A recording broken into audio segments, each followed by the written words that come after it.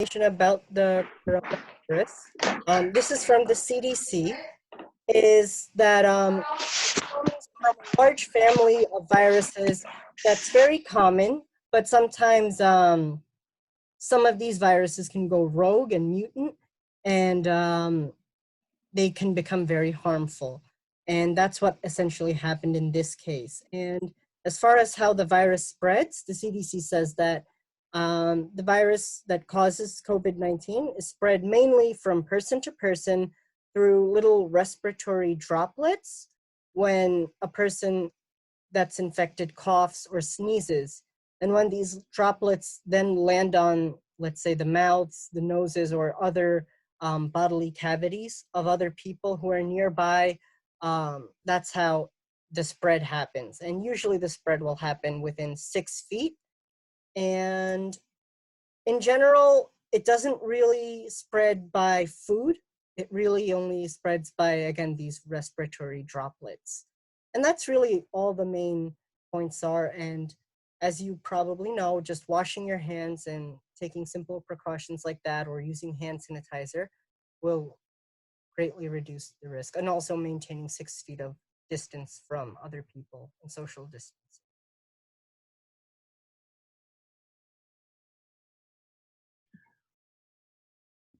Okay.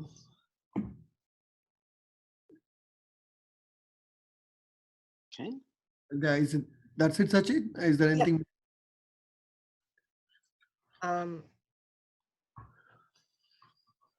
So now we can go to the questions that we have. No, let's doctor have the initial session, and then we'll have a question and answer. Right. Yeah, Sheila, go on to Satish. So I can introduce Dr. Satish now? Yes, please. Okay. Dr. Mageri Satish has been a practicing psychiatrist for over 25 years. He graduated from Bangalore Medical College and trained initially in family medicine and later in psychiatry in England. He moved to US in 1991 and obtained a fellowship in child adolescent psychiatry from Stony Brook University. Dr. Satish is recognized as one of America's top psychiatrists, Consumers Research Council, and is regarded as a leading expert in the field of autism and developmental disabilities. He was Director of Psychiatric Services for over 20 years at Opti Healthcare and also Medical Director for New York State OPWDD at Long Island. Currently, he has a busy practice at Setauket, New York. The practice mainly aims at the mental health needs of children and young adults. Dr. Satish, what does that OPWDD stand for? It's Organization for People with Developmental Disabilities. Oh, okay. Thank you. Organization. Thanks. Okay. So, should I go on with the lecture? Yes, sir. Okay. Let me see. So first of all, I'm sharing the screen. Thank you, everyone, for coming today. We are meeting. 1 second. Just I'm trying to get this thing sorted out. Yeah. Okay.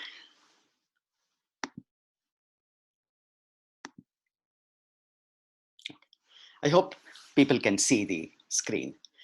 You know, we are truly in unprecedented times. I guess the nearest to what's happening now is probably 100 years ago when the Spanish flu took over the world.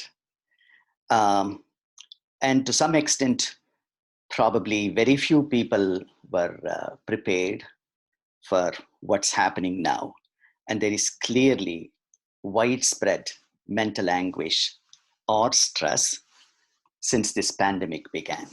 Stress is a kind of like a difficult word. People use it with multiple meanings. You have varied definitions of what stress is. But for the purpose of this lecture, I guess we could take this as, this illness, which is increasing anxiety and anguish in the general population. Now, one thing we know, I want to talk a little bit about stress in general and how it impacts people. And from then on, talk about what type of interventions might be useful in dealing with this type of stress response. So one thing we know from research is stress contributes not only to a wide variety of mental health disorders, it also contributes considerably to physical illnesses and disorders. We also know that the effect of stress is not universal, in the sense the same type of stress affects people differently. So to some extent, it depends on how vulnerable or resilient you are. Resilient people in general handle stress much better than those who are prone to react excessively to stress. And those are the vulnerable people I'm talking about, those who react excessively to stressful situations. There are various biological explanations. I don't think we need to go too much about that. Pharmacologically, there is something called the serotonin transporter gene, but I think it's not necessary. It's necessary for the clinical population. So we also know that some people are more prone for anxiety, depression, or excessive stress response. So when I talk about the vulnerable people, in my mind, I mean people who are prone for high levels of anxiety, high levels of depression, and they react much more than others who may not have that type of genetic background. We also know from literature that environmental factors might be able to modify genetic expression. In other words, if you have potential for anxiety or depression, whether it expresses as anxiety or depression also depends on certain environmental factors. And that's what we are interested in. We want to modify those environmental factors so that there is less impact if you are genetically vulnerable to anxiety and depression. There are various ways of measuring stress factor. Again, I do not think we need to spend too much time on that. What we know from literature is the effect on people depends on whether it is acute stress or chronic stress. In other words, if this COVID-19 had been a disease confined to, say, 1 week or 2 weeks, I think the way we would have responded to that would have been different from what's happening now. Because at the current time, it looks like this is going on for months together. Who knows, maybe for even longer. Acute stress is a physiological mechanism. It typically is involved in the fight-flight response. When you have a highly anxiety-provoking situation, the body prepares for a fight-flight response. So certain things happen in your body which are actually adaptive and which prepare you to handle acute stress. But the chronic stress is a different story altogether.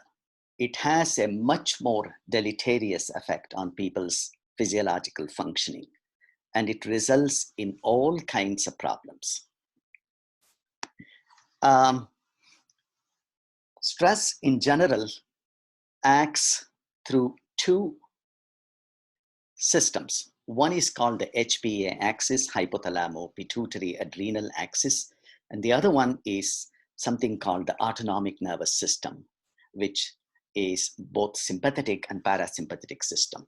The bottom line is both these systems converge in the presence of chronic stress and stimulate the adrenals excessively with the resultant outpouring of glucocorticoid steroids.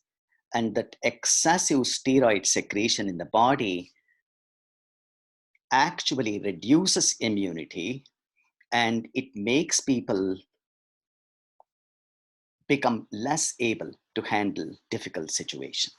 And to a large extent, this is what is probably happening in this corona pandemic. Many of my patients I have known for a long period of time, they are in my practice because I predominantly deal with anxious and depressed people, and many of them are finding it very hard to deal with this pandemic.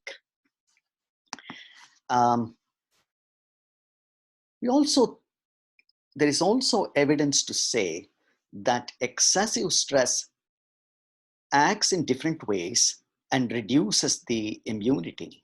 So you actually become more vulnerable to infectious diseases. So, you have this corona pandemic going on. We know it's a highly contagious germ and you need to be careful about it. But it's also important that your immunity is at the most optimal level. And stress, unfortunately, reduces the ability to fight infections. What it does is stress through this autonomic nervous system and the HPA axis, it increases something called cytokines and pro-inflammatory molecules in the body. And these inflammatory molecules contribute to a lot of health problems. In long-term studies, chronic stress seems to reduce the lifespan of the individual. So when they do sort of chromosomal testing, at the tip of the chromosome, you have something called telomere. The length of the telomere is proportional to the lifespan of the individual. And one thing they see at a cellular level is that chronic stress has the ability to reduce the lifespan of the individual. At the same time, the good news is if we can act on the people's temperament, personality characteristics, if we can make them have a more positive attitude, relaxed attitude, and if people are able to handle the stress, a lot of these effects on the immune system can be reversed. Okay. Stress also affects body through sleep. Many stressed out people are not sleeping well. Many of my patients, or even some friends I talk to, they have high levels of physiological symptoms. I had one patient, she described all symptoms of COVID-19 except that she had no infection. With her anxiety, she was thinking she had fever, she was short of breath, she had some GI symptoms. So she thought she had COVID-19, but she had no fever and really no symptom of infection. But it was the anxiety which was making her have many of these symptoms. Sleep deprivation related to anxiety and stress. Sleep studies show that actually, if you have a viral infection and you are sleep deprived, the virus has a longer time to disappear from the body, and there is a higher risk of superimposed bacterial infections. If you sleep normally, many of the substances within the body, they help you to fight the infection. So sleep deprivation, in many studies, they show that actually you develop less antibodies when you get a vaccine if you are not sleeping. Okay. So the clinical implications, there is a higher prevalence of cardiovascular disease, infectious diseases, arthritis, even cancer in those who have had high levels of stress. Plus, we have a high prevalence of mental health disorders, anxiety, depression, mood disorders, substance abuse disorders. Then, of course, acute stress and post-traumatic stress disorder. Okay. We will come to this pharmacological approach in a little while. Is there any, I just want to switch now to what can be done to reduce the stress response. Is everybody hearing everything properly? Yes, doctor. Awesome. Going good. Okay. Okay. So there are various ways of dealing with stress. I know a lot of people ask me, this is a terrible thing we are facing. What are we supposed to do? How are we going to deal with this? And whatever you say, anxiety is going to be high. It's true. But some of the approaches we take can actually help us to deal with the situation much better. There was a guy called William James. He was considered the father of American psychology. And he said the greatest weapon against stress is one's ability to choose one thought over another. What he was hinting was whenever there is stress, you get bombarded with different types of thoughts. And if there is a way to restructure our thinking, if there is a way of cognitive restructuring, in other words, replace dysfunctional thoughts with healthier thoughts, there is a better outcome. Appraisal and coping are the keywords. Appraisal is how you look at the situation. What does it mean to you? The same COVID-19 means different things to different people. Some view that as threatening, harmful, deadly, right? There is no hope. We are all going to die. The world is coming to an end, like that. That's an extreme view to take.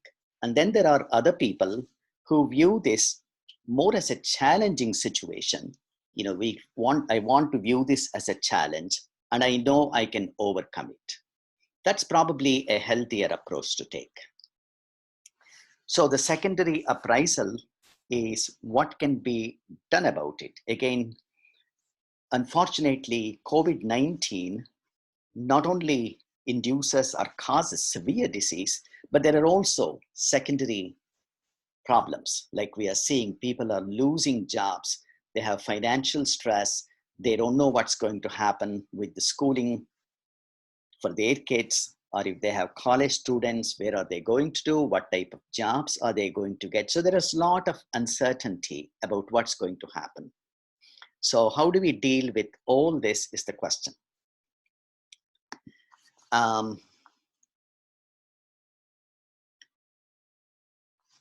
One of the most painful things is when people are diagnosed with severe COVID, not the mild to moderate disease. Most people stay home. They don't need to be hospitalized. They don't need to be on ventilator. Those who are severely ill, they are in the hospital, they are on ventilators, and it is painful. They're not able to see anyone from home. For all of us, we need that family support. We need people close to us visit us when we are in hospital, and that gives a lot of emotional support. Unfortunately, with this disease, no one can visit them, and so it's akin to what people, I guess in India, or in all over the world, when people used to have TB years ago, they used to stay in sanatoria with no visitors. Or leprosy, for example, is another one. Leprosarium, where they almost never have any visitors. There is no work, family life gets disrupted. So it's the severe COVID-19 is a difficult one. Now, again, for most people, we are not necessarily dealing with someone in the family being on a ventilator. Most of the people in the community are just anxious about getting it. It's not that they have anyone within their family circle, who has the illness, but they're anxious. And it's really important that people are able to deal with the stress response. Now, CBT is the accepted form of treatment. Cognitive behavioral therapy, that is the intervention with documented efficacy against dealing with stress. There are multiple components to CBT. It's best considered at multiple levels. The first one is self-observation. First of all, you need to know how stressed out you are. So one way is, it's typically, I'm saying a few things which may or may not make sense, but I'm just giving a general overview because this is what happens when we see patients in clinical settings and we try to help them. So basically, cognitive behavior therapy is a highly structured treatment intervention, and people are encouraged to keep diaries. The first thing, of course, is self-observation. It's based on ABC model. A stands for antecedents, B for behaviors, C for consequences. Now, I want to give some examples of what I mean. A is you get up in the morning and you listen to somebody dying from COVID-19. It could be a celebrity, you see him or her on the TV, or some neighbor or a friend, someone you know of, you heard some bad news, or somebody gets hospitalized. The next thing is rate your stress. When you heard that news, what was your stress level on a scale of, let's say, 0 to 100? Where were you? Were you on 60, 70, 80? And document your behavior. So basically, you are trying to get a baseline of yourself and then continue with the intervention. So document your behavior when you heard this news. When we say behavior, it's not just what you did, it's also your thinking, that is cognitive, or mood, that is your emotional, and physical symptoms, that's the physiological response. When people hear bad things, a lot of negative thoughts come into their head. That's the cognitive change. Then there are a lot of negative emotions come into the head. They're petrified, they're extremely anxious, overwhelmed, start crying, start panicking.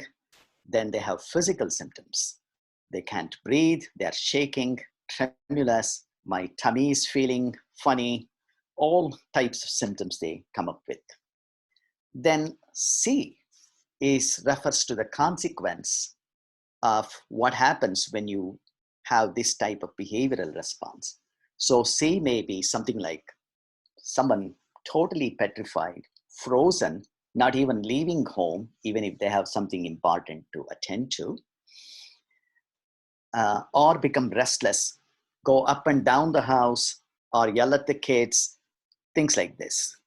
Some of these apps I mentioned move 24/7 because we live in an age, thank God, when technology and all these gadgets seem to be helping people to cope with this type of problem. So, and some of these apps are helpful for documenting. So you can document your mood on a daily basis and your cognitive style on a daily basis.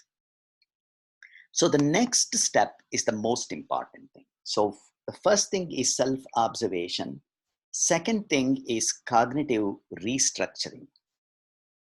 Cognitive restructuring is basically replacing maladaptive patterns of thinking with healthier, more functional patterns of thinking. You need to remember, you can't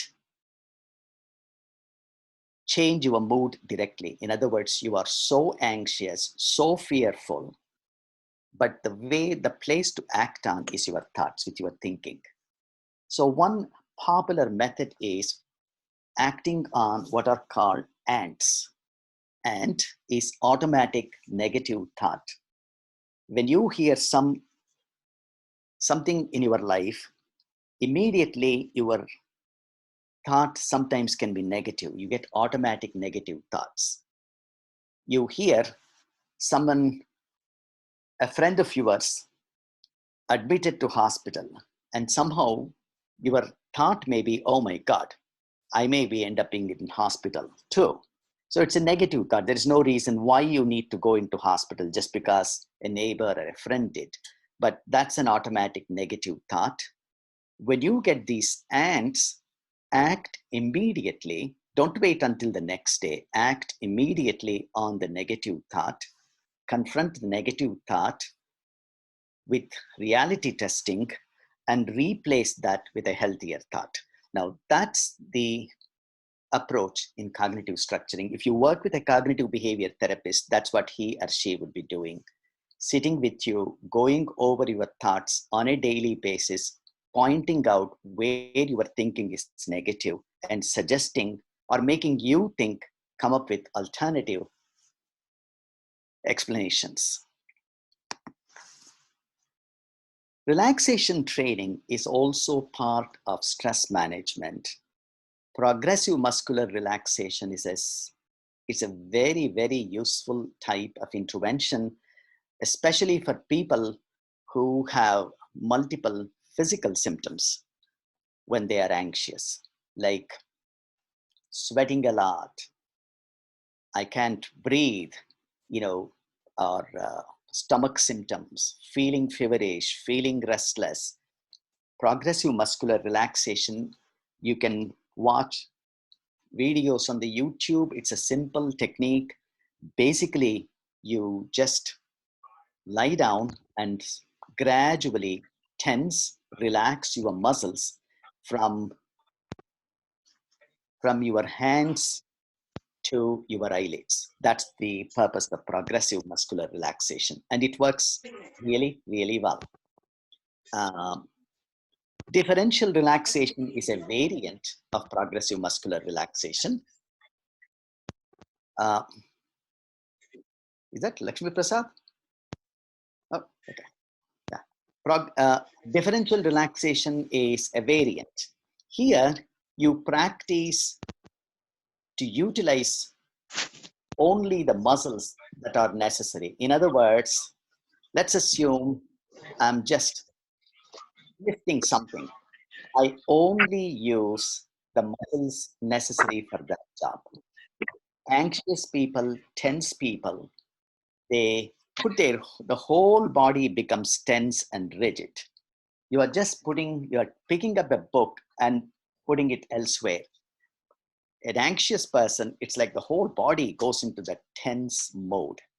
He cannot control the tension. So here, differential relaxation, you just focus on the necessary muscles, not on all muscles. The whole point is teaching yourself to utilize better relaxation strategies.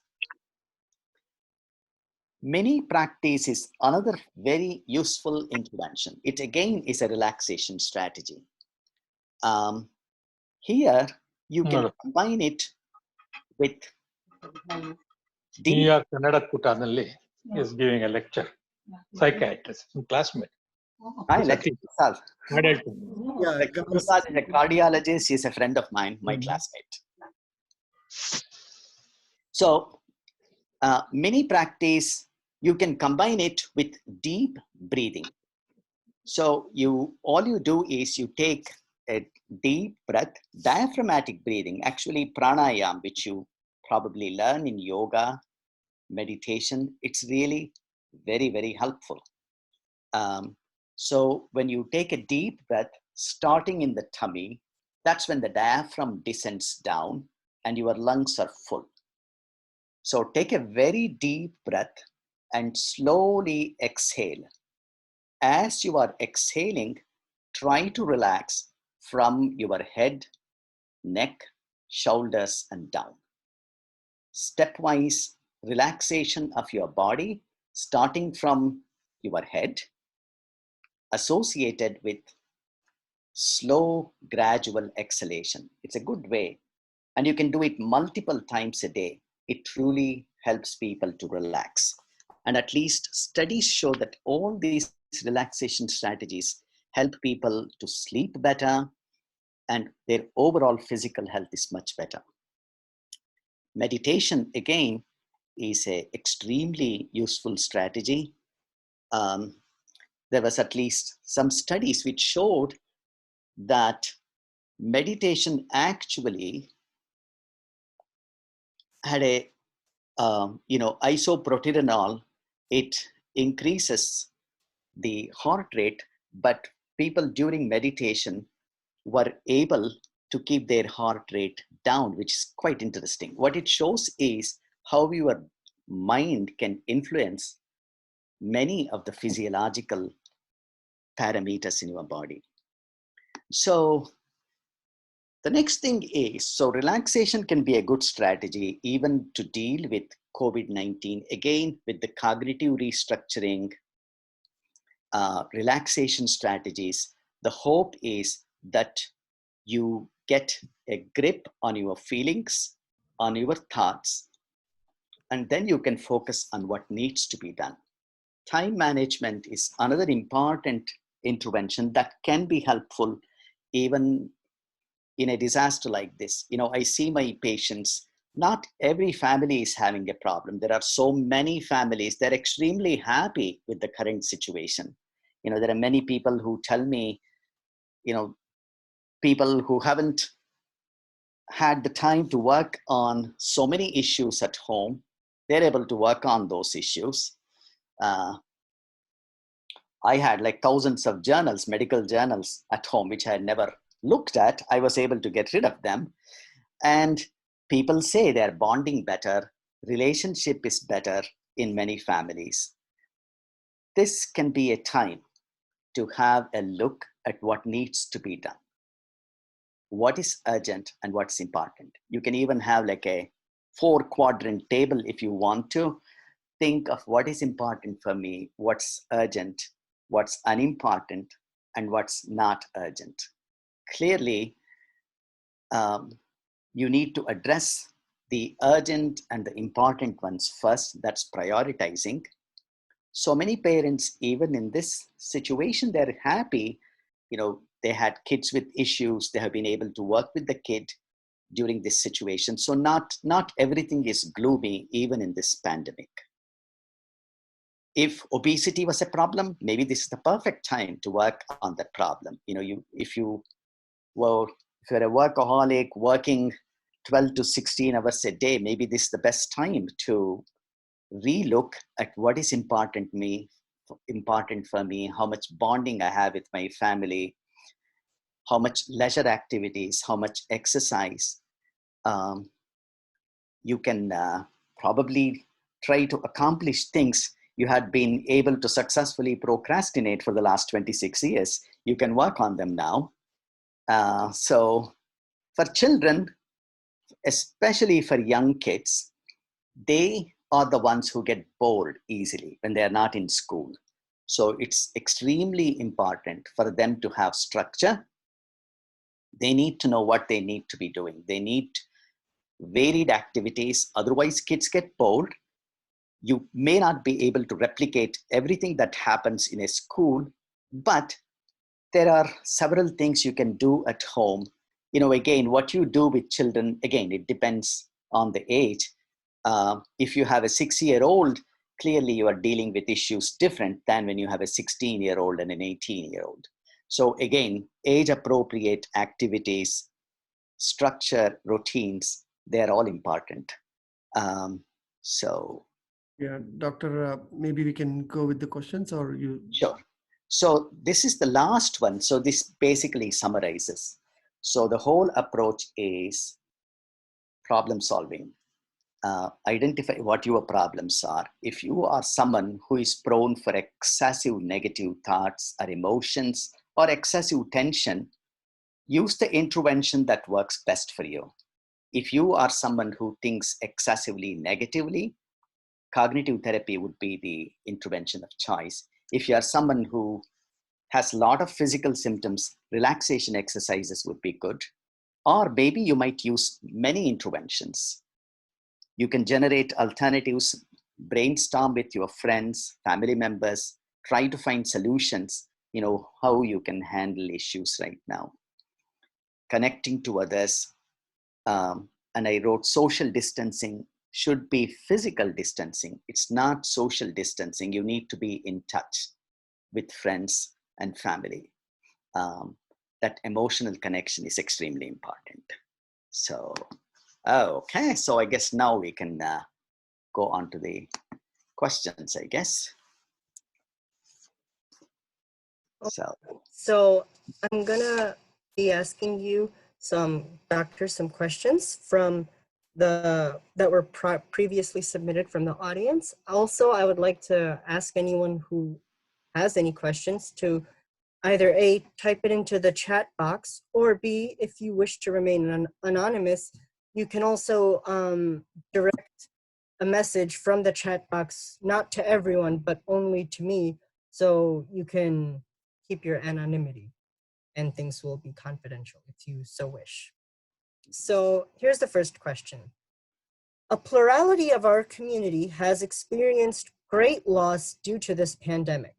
In the face of such an unprecedented natural disaster, oftentimes we feel uncertain as to whether our emotions are appropriate and justifiable. Can you tell us what a normal response is to this kind of a situation? The major thing is for people to know that there is almost a universal increase in anxiety and physiological reactivity. It happens to everybody. If you are a human being, you will notice if there are deaths in your community, you open the newspaper or listen to the TV, you hear about so much of devastation in the country. There is no way people would not have any form of emotional reaction. So there is clearly, the reaction itself is normal. The question comes, when is this abnormal and when is this excessive? The best way to view that is, it's more like an adjustment response. Whenever there is a change in life, whether it's a happy event, somebody gets married, happy event, believe me, there is stress when people get married. That's why you see a lot of bridegrooms shaking at the time of weddings, right? It's happy events make people anxious, and negative events also make people anxious.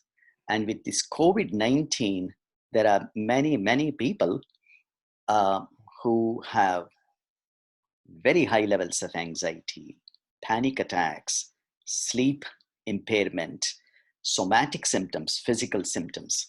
Now, again, it would be considered excessive if it takes you over majority of the time, or if it interferes with your daily functioning.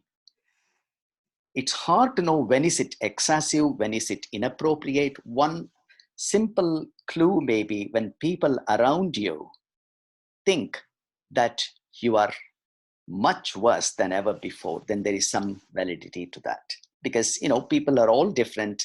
Some people generally are a little more anxious than others. The major thing is to know that for most people, a certain degree of anxiety, worrying is not necessarily abnormal, and it's even desirable, because a certain degree of anxiety propels you to be careful, assume, precautions in the midst of a natural disaster. If symptoms last longer than about 3 to 4 weeks, or if it is causing tremendous sleep impairment or affecting relationships or your work, then there is something else happening. Like I said earlier, often people with pre-existing anxiety and or depression, they find it harder to cope with the situation. And they may need to check with their own therapists or psychiatrists to see, which way they are going. For most people, it is normal. If you feel anxious, it doesn't mean you have developed mental illness, unless it's totally consuming. I would say if you are checking CNN for the latest number of victims every 30 minutes or every hour, then there is something wrong. There is something not right there, because it's totally absorbing all your time. While you need to educate yourself, because it's important to know what's happening so that you can take the right precautions, but it shouldn't take all of your time. Life is a balance of, focusing on your work, family, exercise, leisure time. You need to incorporate all of that. So I hope it answers that question. It does. And also, Doctor, I know that you addressed this in your presentation, but just to recap, what again would be the best strategies for coping with this kind of uncertainty and these emotions that are so unprecedented right now? I think the best thing would be to make yourself a little more resilient. There's nothing you as an individual can do. You are facing an extremely contagious illness, potentially serious. It's important to educate yourself. If you take all the precautions, you can probably totally avoid the illness. In other words, if you haven't left home in the last several weeks, say last 2 to 3 weeks, there is no way you can catch the infection. To catch the infection, you must be exposed to the virus. If you take care, you have a 80 to 90% chance of avoiding the illness completely. And by and large, like Sachin was outlining, the spread is through droplets. Whether it spreads by air, no one knows, unless there is a feeling that if you are in the ICU, maybe it's circulating in the air in that type of environment. But by and large, if you go for a walk on the street, nothing terrible should happen, and exercise is even desirable. So 80 to 90% of the time you should be able to avoid. God forbid you still get COVID, 80 to 90% of the time, it's going to be mild for most people, unless you have pre-existing medical problems, or you happen to be an older individual. The risk is not that high for most people.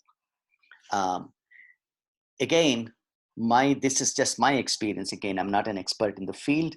Like when you speak to physicians in the hospital, they tend to be a little gloomy because they are seeing the seriously ill patients. Mm-hmm. But in the outpatient setting, not everyone is necessarily doing badly with COVID-19. Like among my own patients, I have around 15 to 20 people. Almost all of them have recovered, except one elderly gentleman who is in the hospital. All others have recovered. A patient of mine, her parents, their father is 84 and mother is 82. She was so concerned that they were diagnosed with COVID-19. But both these elderly people, they got over that. It's been about 3 weeks since the diagnosis, and apparently they're doing great. So, it's not that everyone has a bad outcome. And most people, if they are below the age of 50, 60, and if they don't have major medical issues or an immune disorder, then I think they're going to be safe. So they need to make themselves emotionally stronger. And that way, if they're more resilient, then they can handle this much better. Mm-hmm. So thank you. And to continue off of that, one of the bleak realities of this time is that a lot of us can feel pretty isolated. And this is because of social, or rather physical distancing, as you had said. And so we might be perceiving a lack of solidarity in general in the community. So how can we, as a community, still, come together and keep in touch while also staying physically apart? Yeah. This is an interesting question. I remember the first time I had a patient who came from Manhattan. This was a few months ago. And she described herself as a lonely person. She lives in a city of 8 million people. And she was lonely. In Manhattan, wherever you go, there are people at any time of day or night. So what it means is just being physically close to someone doesn't mean you have a great social life. The more important thing is what type of emotional connections you make. That is the most important thing. Study after study shows that social support systems are wonderful for human beings, not just in terms of mental health, even in terms of physical health. The lonely people tend to have more physical problems. When I say lonely, it's not those who are just socially isolated, I mean, physically isolated. It's socially isolated. You can be an individual with many other people and still describe yourself as a lonely person. Like many high school kids, and a lot of the work we do with high school kids is that a high school kid, she's 16, she has, the school has 800 kids, but she says, nobody likes me, I'm a lonely person. The point there is establishing emotional connections, what we call confidant type of relationships. That is the healthy ingredient. So even in this age of COVID-19, you need to retain that emotional connection with people. Granted, you can't go and physically visit them or have parties, Satyanarayana Puja, inviting 150 people to your home. That may not happen, but you can still talk to each other, establish that emotional support to each other, brainstorm, come up with strategies to deal with this problem. That would reduce the social isolation. And many studies show that social support systems improve physical health and reduce the risk of infectious diseases, including viral illnesses.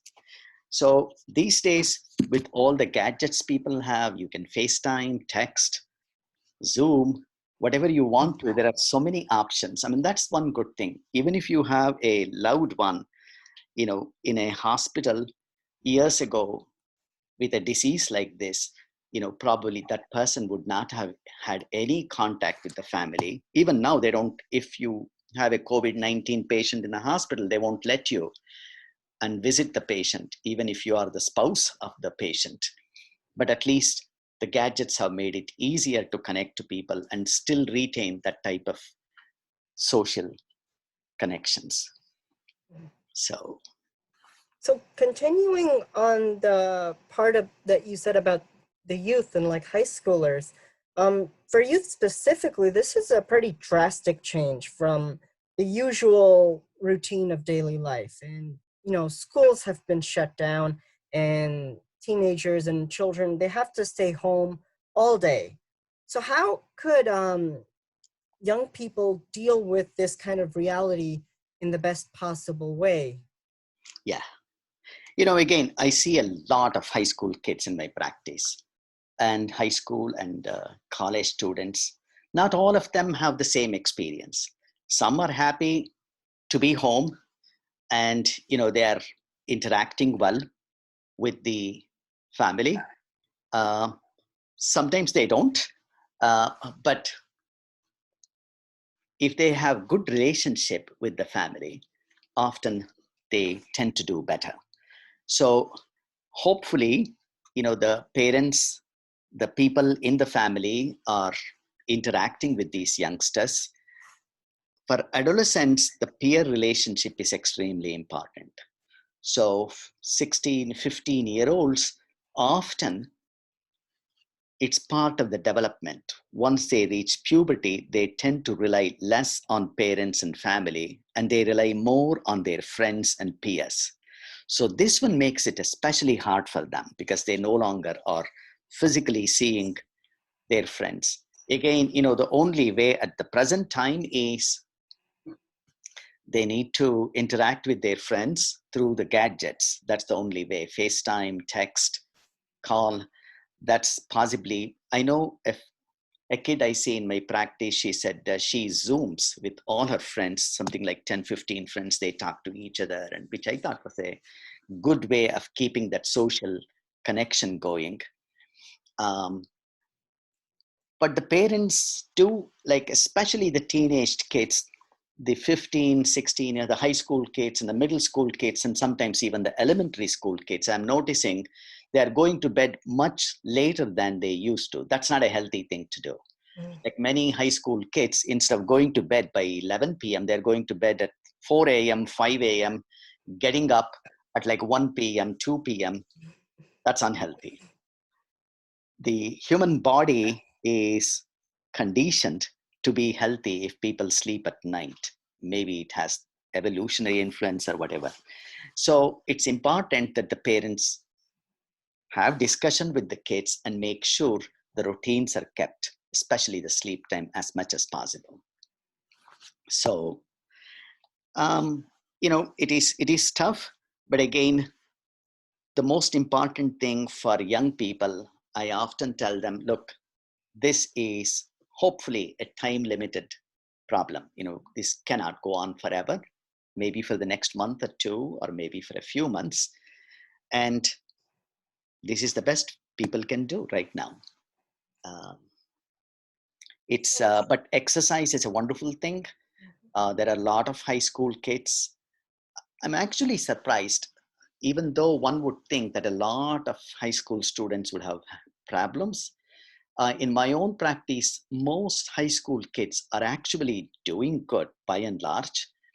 And many have taken to exercise, walking, jogging, sometimes with their family members.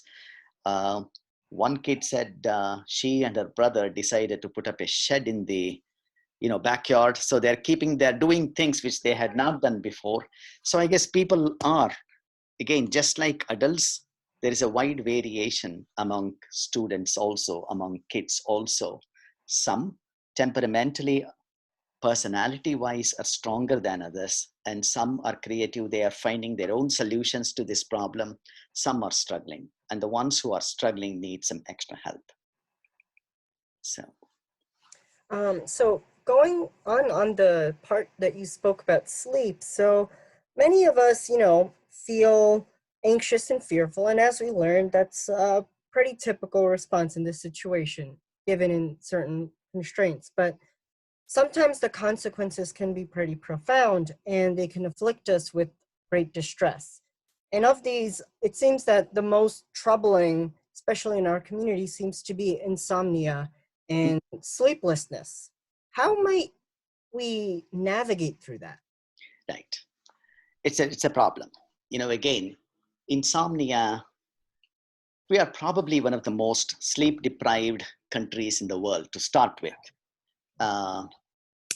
And like New York boasts itself as a city that doesn't sleep, which I'm not sure what you you need to be proud about if you don't sleep at night. I think it's an unhealthy thing, if you ask me. But it's insomnia in the presence of stress is pretty common. For the most part, pharmacological help is not necessary. I would advise things like increased exercise during daytime, relaxation strategies, meditation, yoga, all those things help people to sleep better. Keep gadgets, electronics uh, away, at least for an hour or two before going to bed, especially many kids, because they have this type of addiction to gadgets in the first place. So that would be a healthy way of falling asleep. Um, Now, there are some who have insomnia as part of either a clinical anxiety disorder or panic disorder. Some of those individuals need help. The approach there is to see if they have a clear, definable psychiatric disorder, be it generalized anxiety or panic disorder, and target appropriate medications for those disorders. There are some, if you have a close friend or a family member, if there is a major loss or somebody gets hospitalized or some such thing, that clearly increases anxiety to a very high level, and people are unable to sleep. Some such individuals, may benefit from medication, a short period of medication, not for a long period of medication, but for a short, brief hypnotic therapy may not be a bad one. Like, Benzodiazepines like lorazepam, Ativan, Xanax, alprazolam, they are used for short periods of time. We don't like the benzodiazepines because people become dependent on them fairly quickly. And also when they take benzos, it relaxes them pretty fast, and they may not utilize uh, the coping strategies that well. And we want people to use the coping strategies and use medication to deal with the anxiety. But Ambien uh, is used a lot, Zaliplan, those types of medication might be helpful for short-term use. So we have a bunch of similar questions here, and all about negativity in general. And so we view a lot of negative information, from the news and social media, and also probably we encounter a lot of negative news ourselves just in our daily lives. And how do we deal with that, for one? And two, how can we help to keep those around us in good spirits? How do we kind of spread some positivity? The major thing is honestly to work on yourself. If you are very anxious, if you are depressed, you are drawn towards negativity. The negative things have a huge impact on you. They have a bigger impact on you if you yourself are struggling. Like, in spirituality, you read Bhagavad Gita, they say your worst enemy is yourself. All your enemies are inside you, your own anxiety, your own depression. So if you can restructure your cognitive pattern, then you can handle the negative information which comes from outside. Anxious people selectively look at negative information. Even if they are presented both positive and negative information, they automatically swing towards negativity because it's anxiety is driving that. So the major thing here is cognitive restructuring.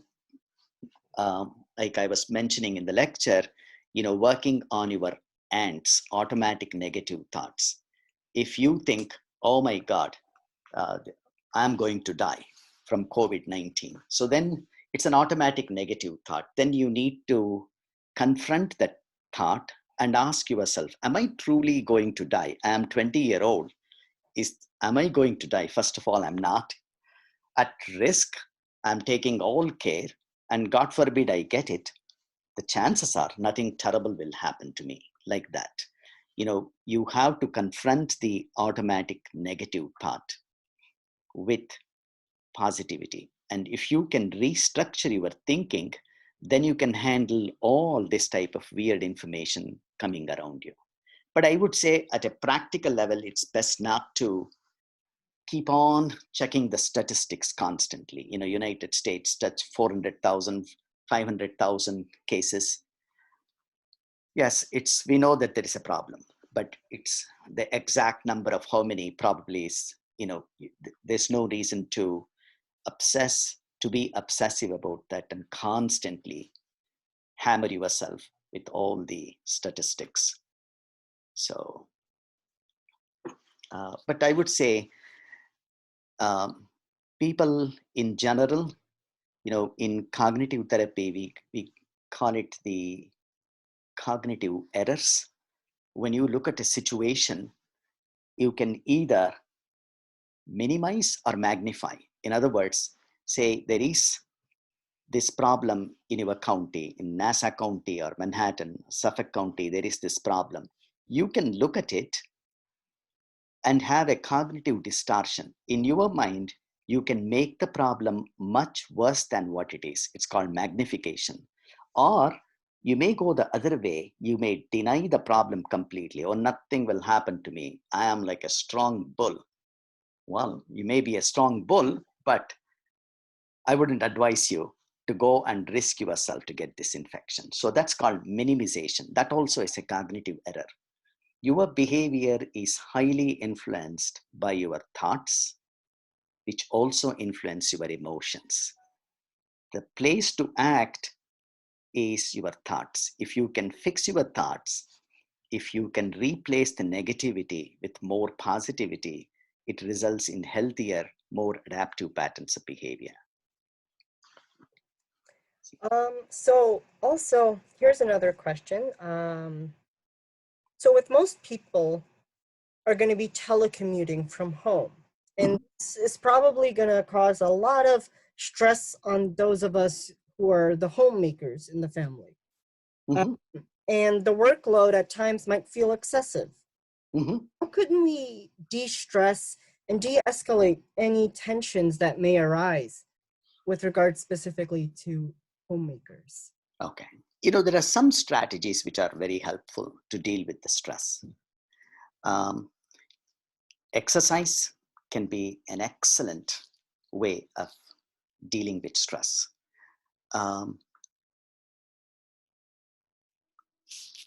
With most working people, okay, who's homemakers? Yes. So you are homemaker and you are telecommuting from home, and there is with the issue of children and everything. Yes. So that's why you need to make sure, especially if you have an older kid, you really need to make sure that the kid has other things to do to occupy himself or herself so that he's not constantly behind you. If kids do not have nothing else to do, if they get bored easily, they torture their parents even more. So make sure the kids are kept busy. Make sure they connect to their own friends. I was talking to a family yesterday, and this girl said her mother is so anxious about this corona infection. She's not even letting her go into the backyard. And this is a 16-year-old girl. She is worried. Apparently, in the neighborhood, there is somebody with COVID-19. The mother is worried that somehow the virus may get in through the air and coming to their backyard, and this girl could get infected if she went to the backyard. So, you know, again, it's a little stretch that you would get it just by going to the backyard. So what happens is that girl is home and then everybody is home, and that's the perfect scenario for trouble. So, you know, it's important that they find strategies, and exercise can be a very good strategy. For someone who has work at home, like like a young lady who has kids, who is working from home now, and has also responsibility for housework.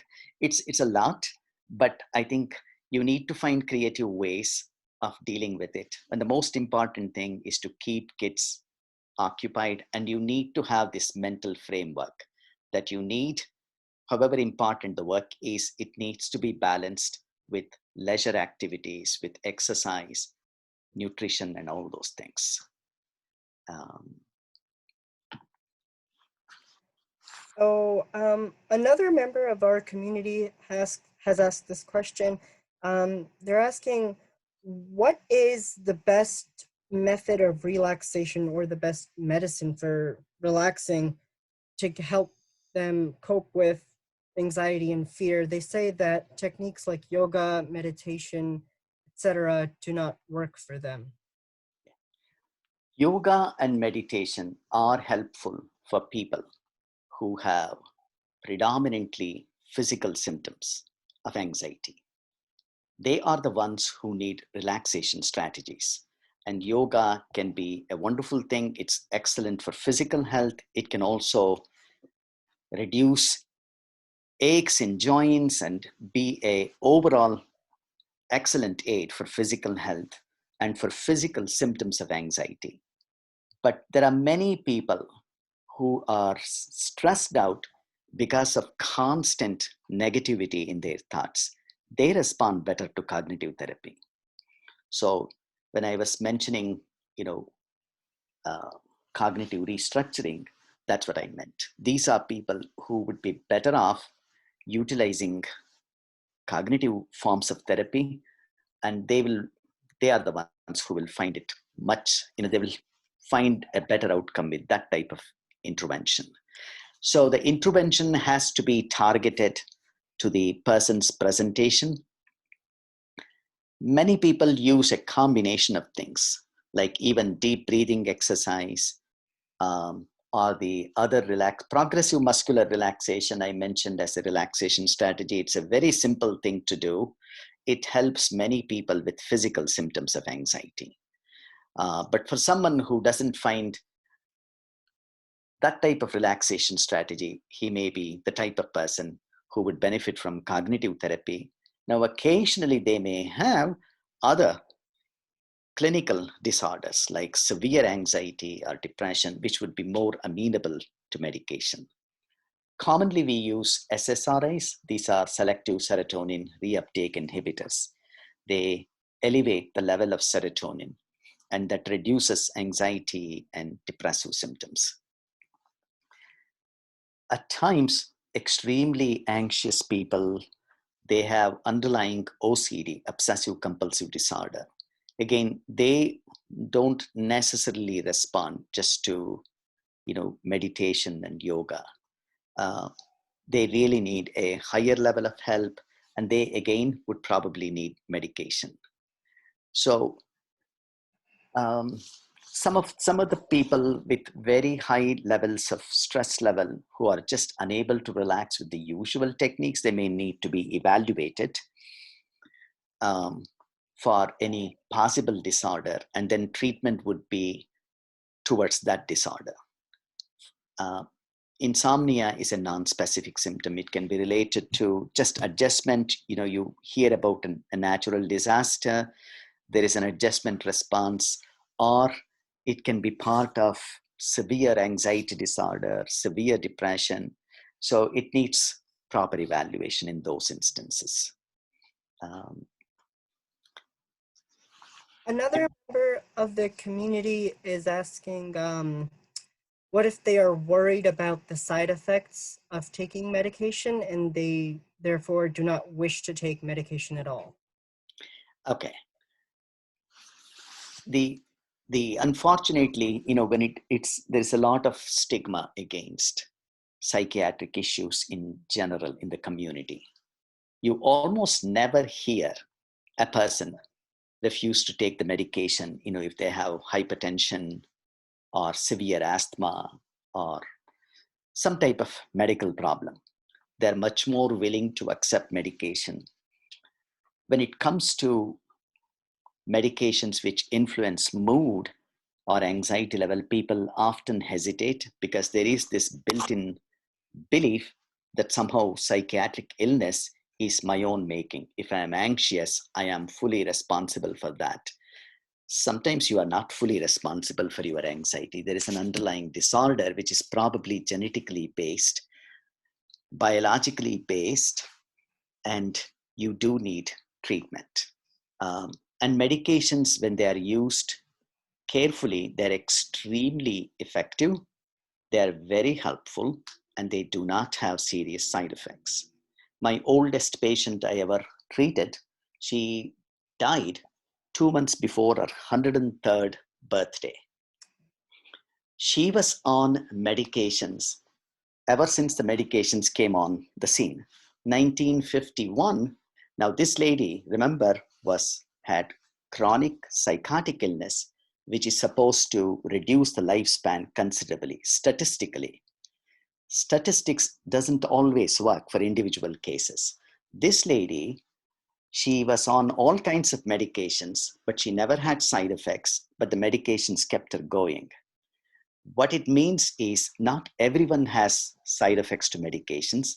Most people, in fact, do not have any side effects. And medications which are used for anxiety, by and large, are this SSRI group or the SNRI group, they are called. SSRIs are medications like Prozac, Zoloft, Lexapro, Trintelix is the new one, Luvox. These really do not have any major side effects to talk about. SNRIs are medications like Effexor, Pristiq. They again are quite safe. So, again, you have to make a risk-benefit analysis For most people, these medications are safe.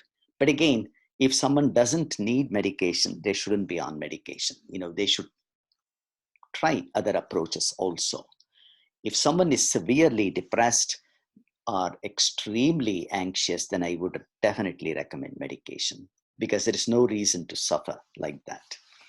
And much as we worry about the side effects of medication, we forget that there are serious side effects to prolonged anxiety or depression. Study after study shows that chronically depressed, chronically anxious people have higher prevalence of heart disease, higher prevalence of autoimmune disorders, higher prevalence of cancer.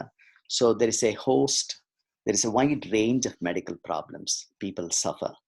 And so if they need, again, they need to be evaluated, and it should be taken as a clinical decision. So, okay. Yeah, thank you, doctor. It looks like those are all the questions that we have. If anyone else has any questions, they're welcome to ask. See, everyone is so relaxed in this group. No one has any question, right? Yeah, you know what? Let me unmute everybody.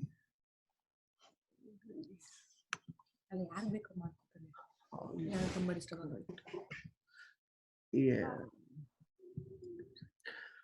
All right. I think it was a great session, guys. Yeah, rather me unmuting everybody. If anybody has, I think Dakshayani Guttal raised the hand.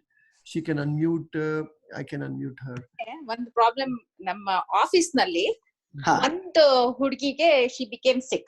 She went on the vent, and so the rest of the people in the office had ಅದು automatic negative thoughts ಅಂತ ಹೇಳಿದ್ರಲ್ಲ, ಆ ತರ ಆಯ್ತು ಅವ್ರಿಗೆ. Like it was real also, kind of. Yes. Because they work in the office. Yes. For them, how do you deal that situation? Yeah. I mean, again, this is clearly a serious illness, and it's highly contagious. Yes, and they work in that environment. They work in that environment. Yes. And I mean, I don't know whether it's true. I heard somewhere that this is even more contagious than the measles virus. Yes. Measles 1 in 15, is more than that ratio is more. Right. So there is a real fear. Now, again, the people have to be careful. They have to monitor themselves, I would say. Did anyone else became sick? ಒಂದು ಹುಡುಗಿ ಸಿಕ್ ಆಗಿದ್ದಾಳೆ, but they feel the rest of them, they feel that they are in the line. They're in the line, yeah. I think they just have to wait, and this is my feeling, Dr. Dakshayani. I have a few people in my office. Some of them were sick, but they have recovered well without any treatment. They have stayed home, and most of these people are younger people. Right. I'm pretty sure if someone is in the older age group or has pre-existing problems. I have one kid in my office, she has the Dygard syndrome, which I understand affects the T lymphocytes.